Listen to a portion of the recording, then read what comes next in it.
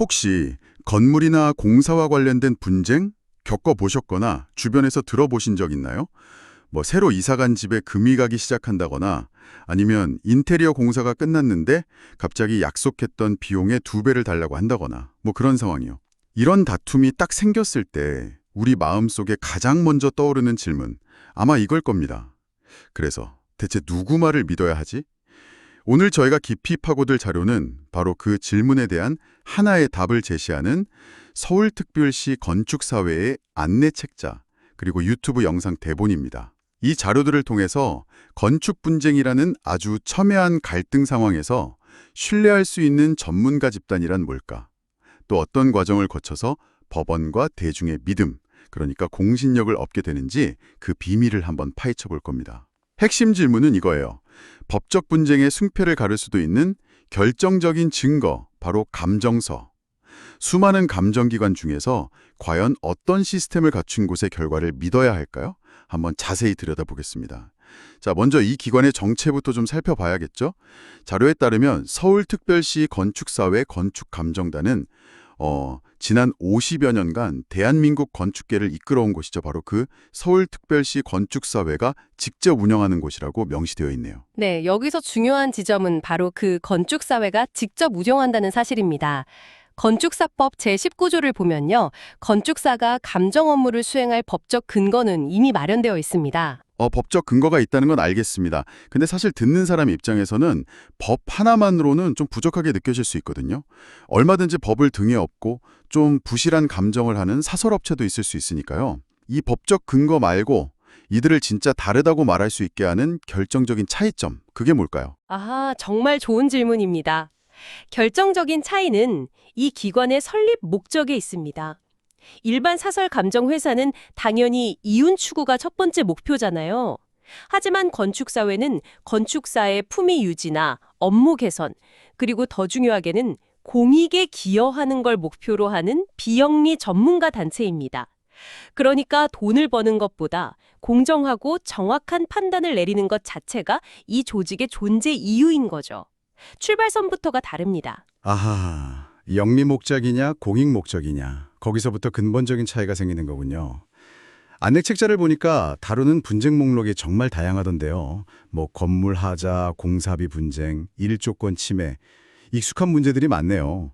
근데 이런 분쟁들 중에서 이 감정단의 판단이 소송의 향방을 거의 180도 뒤바꿔버리는 그런 키플레이어 역할을 하는 분쟁 유형은 주로 어떤 건가요? 아무래도 공사대금 분쟁이나 구조 안전성 평가처럼 금액이 크고 안전과 직결되는 문제들입니다. 이런 문제들은 단순히 감정적인 다툼이 아니거든요.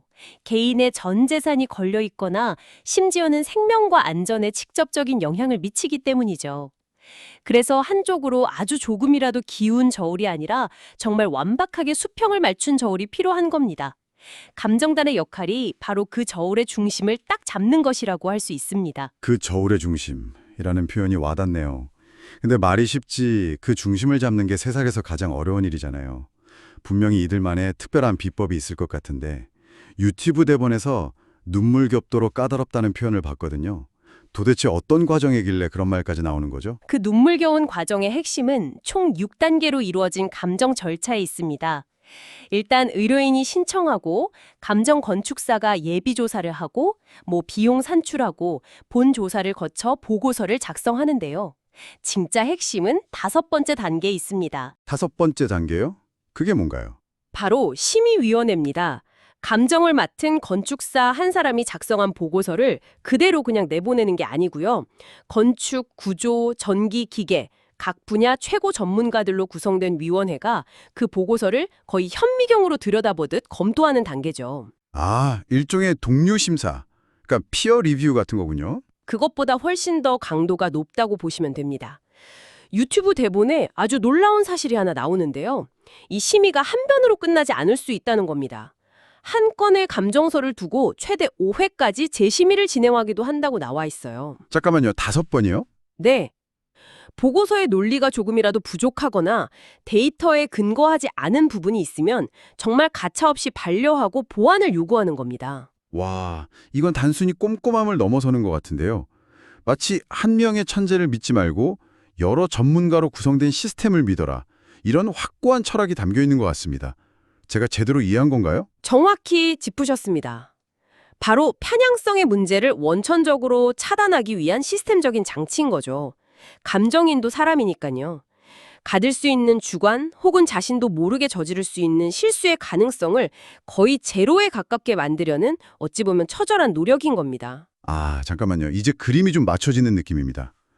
제가 만약에 억울하게 공사 피해를 본 사람이라면 법정에서 가장 두려운 게 저 감정인 한 명, 상대방이 돈으로 매수한 거 아니냐? 이런 식의 공격일 것 같거든요.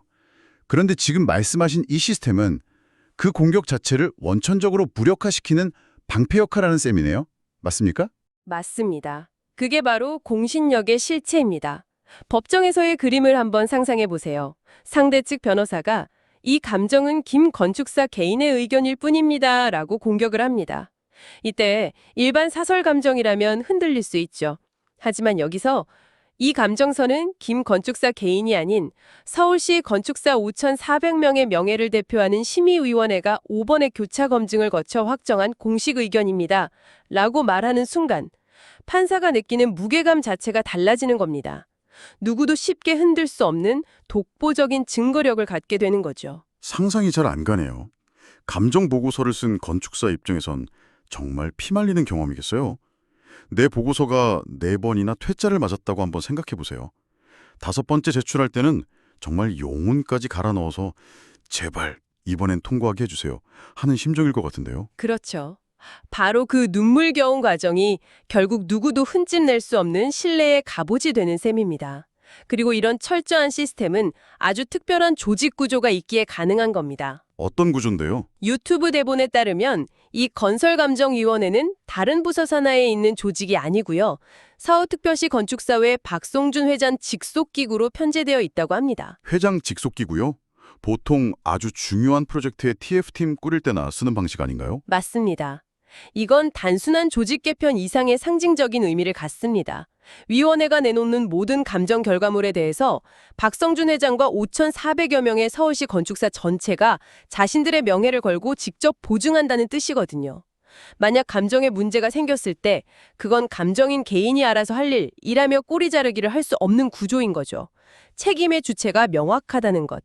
이것이 사설업체가 결코 흉내낼 수 없는 신뢰의 기반이 됩니다. 그 자료에 언급됐던 강원도 행복주택 사례가 궁금해지네요. 이런 원칙이 실제로 어떻게 적용됐을까요? 공공사업은 특히나 이해관계가 더 복잡할 텐데요. 네, 대본에 따르면 해당 사업은 지자체, 시공사, 그리고 인근 주민들 간의 갈등이 아주 극심했던 경우입니다. 주민들은 공사로 인한 소음, 진동 피해를 주장했고 시공사는 기준치를 다 지켰다고 맞섰죠. 양측의 주장이 워낙 팽팽해서 해결이 거의 불가능해 보였습니다. 정말 어디서부터 풀어야 할지 막막한 상황이네요. 바로 이때 감정단이 구체적인 전략을 사용합니다. 첫 번째가 복수 감정인 지정 시스템입니다. 이 사건은 한 사람이 감당하기엔 너무 복잡하다고 판단을 한 거죠. 그래서 소음 진동 전문가, 구조 전문가, 토목 전문가로 구성된 일종의 어벤져스 팀을 투입한 겁니다. 이들이 각자의 전문 분야에서 독립적으로 데이터를 수집하고 그 결과를 위원회에서 종합적으로 분석해서 인과관계를 명확히 밝혀냈습니다. 한 명의 시각이 아닌 종합적인 팀의 진단을 내린 겁니다. 덕분에 첨예했던 갈등이 객관적인 데이터를 기반으로 해결될 수 있었죠. 여러 분야의 전문가가 팀으로 움직이니까 어느 한쪽으로 치우칠 가능성 자체가 사라지겠네요. 그렇다면 공사비 분쟁처럼 돈 문제가 얽히면 어떻게 접근하나요? 이건 또 다른 차원의 문제일 것 같은데요. 맞습니다. 돈 문제는 감정 싸움으로 번지기 정말 쉽죠.